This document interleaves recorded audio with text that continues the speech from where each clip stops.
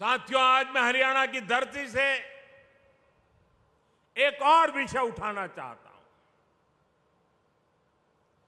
भारत में सबसे बड़ा दलित विरोधी, ओबीसी विरोधी, आदिवासी विरोधी अगर कोई है तो वो कांग्रेस का परिवार है।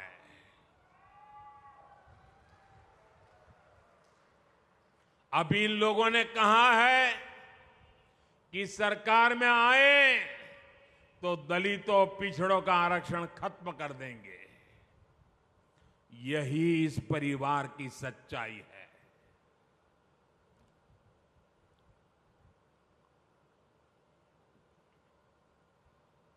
कांग्रेस का परिवार हमेशा से ही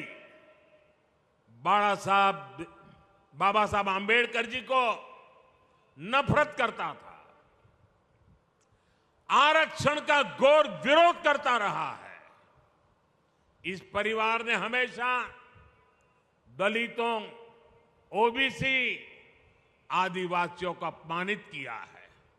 आप याद रखिए, नेहरू जी जब पीएम थे तो उन्होंने आरक्षण का विरोध किया था। राज्यों के मुख्यमंत्रियों को चिट्ठी लिखी थी, सबूत मौजूद है। और इतना ही नहीं, नेहरू जी ने यह भी कहा था कि आरक्षण वाले नौकरी पा जाएंगे तो सरकारी सेवा की क्वालिटी खराब हो जाएगी। ये नेहरू जी के शब्द हैं। नेहरू जी ने ओबीसी आरक्षण के लिए काका साहब कालेलकर का जो कमीशन गठित हुआ था, उसकी रिपोर्ट आई थी। ओबीसी समाज का भाग्य बदलने वाली रिपोर्ट थी। लेकिन पंडित नेहरू ने उसको भी ठंडे बस्ते में डाल दिया। नेहरू जी के बाद जब इंदिरा जी आई तो उन्होंने भी ओबीसी आरक्षण पर रोक लगा कर रखी। जब देश ने उनको सजा दी, जनता पार्टी की सरकार बनी, मोरारजी भाई के नेतृत्व में, तब मंडल आयोग बना। लेकिन फिर कांग्रेस आ गई और मंडल कमीशन की रिपोर्ट ठंडे बस्ते में डाल दी गई। इसके बाद राजीव जी ने भी अपनी सरकार में ओबीसी को आरक्षण नहीं मिलने दिया। जब केंद्र में भाजपा के समर्थन से अटल जी की सरकार बनी, तब मंडल आयोग की रिपोर्ट लागू हुई। वीपी सिंह की सरकार बनी, अटल जी के जनसंघ ने, भाजपा ने समर्थन किया था उस समय। और तब जाकर के ओबीसी समाज को आरक्षण मिला जब भाजपा का समर्थन था। और आप ये भी याद रखिए, राजीव गांधी ने नेता विपक्ष के रूप में भी,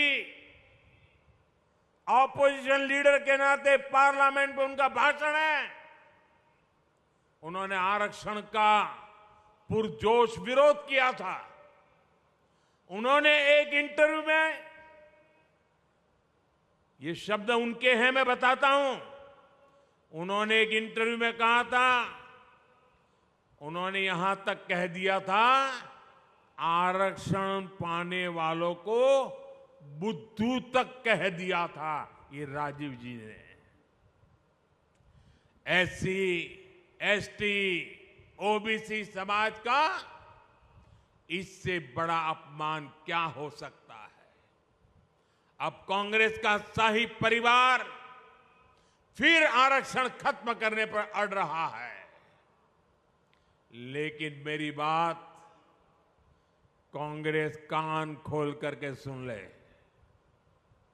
जब तक मोदी है,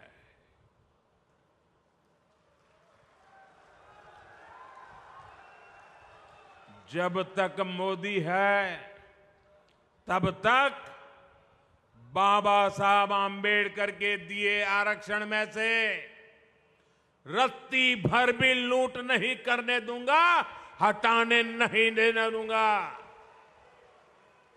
एससी, एसटी, ओबीसी का आरक्षण रहेगा, ये मोदी की भी गारंटी हो और भविष्य में उसके लिए लड़ाई लड़ने की भी गारंटी है। साथियों, कांग्रेस का दलित विरोधी चेहरा हरियाणा से बेहतर कौन जानता है। हरियाणा में जब जब कांग्रेस की सरकार आती है तो दलितों का जीना मुश्किल हो जाता है। 2005 में गोहाना में कितना बड़ा कांड हुआ था, क्या उसे कोई दलित परिवार भुला सकता है? 2010 में मिर्चपुर कांड को क्या कोई भूल सकता है? 2012 में भगाना में जो कुछ हुआ था, फिर 2014 में दलित बेटियों के साथ जो कुछ हुआ था, उस शर्मनाक घटना को याद करके ही रूह कांप जाती है। तब हमने ये भी दिखाया था कि मुख्यमंत्री हुड्डा जी और इनका दिल्ली का शाही परिवार सबके मुंह पर ताले लग गए थे। इसलिए कांग्रेस से यहां के दलित समाज को बहुत सचेत रहने की जरूरत है। मैं तो कांग्रेस से एक और बात बताऊंगा। पहले कांग्रेस में जो एक अंदरूनी महाभारत चल रही है, अरे जरा उसे तो संभालो। जिस तरह यहां एक परिवार को आगे बढ़ाकर कांग्रेस राजनीति कर रही है, वो पूरा दलित समाज देख रहा है।